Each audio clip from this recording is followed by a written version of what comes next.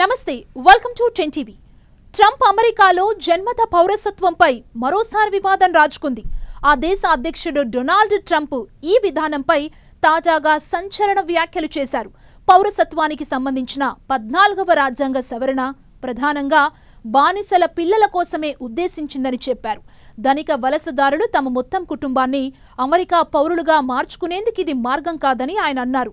కొన్ని రోజుల క్రితం ఈ సుదీర్ఘ వివాదంపై విచారణ చేపట్టేందుకు అమెరికా సుప్రీంకోర్టు అంగీకరించిన నేపథ్యంలో ట్రంప్ ఈ వ్యాఖ్యలు చేయడంతో ప్రాధాన్యత సంతరించుకుంది. 2005లో జనవరిలో అధ్యక్షుడు ట్రంప్ ఒక ఎగ్జిక్యూటివ్ ఆర్డర్ని జారీ చేశారు. దాని ప్రకారం క్రమంగా దేశంలో ఉన్న వలసదారులు, తాత్కాలికంగా ఇక్కడ ఉండే పర్యాటకులకు పుట్టుకతో వచ్చే జన్మత పౌరసత్వాన్ని ఇవ్వకూడదు. ఈ నిర్ణయం అమెరికా చట్టంలో తీవ్ర చర్చకు దారితీసింది.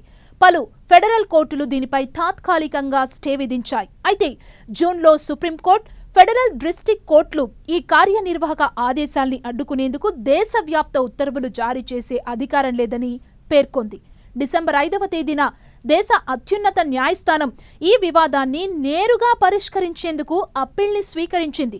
సుప్రీంకోర్టు వచ్చే వేసవిలో దీనిపై తుది తీర్పిచ్చే అవకాశం ఉంది. అమెరికా రాజ్యాంగంలోని 14వ సవరణలోని పౌరసత్వ నిబంధన ప్రకారం అమెరికాలో జన్మించిన ప్రతి ఒక్కరూ పౌరులుగా పరిగణించబడతారు. 1868లో రాజ్యాంగంలో చేర్చబడిన ఈ సవరణ అమెరికా సంయుక్త రాష్ట్రాల్లో జన్మించినా లేదా సహజ పౌరసత్వం పొందినా దాని అధికార పరిధికి లోబడి ఉన్న వ్యక్తులందరూ ఈ సంయుక్త రాష్ట్రాలకు, వారు నివసించే రాష్ట్రానికి పౌరులవుతారని పేర్కొంది.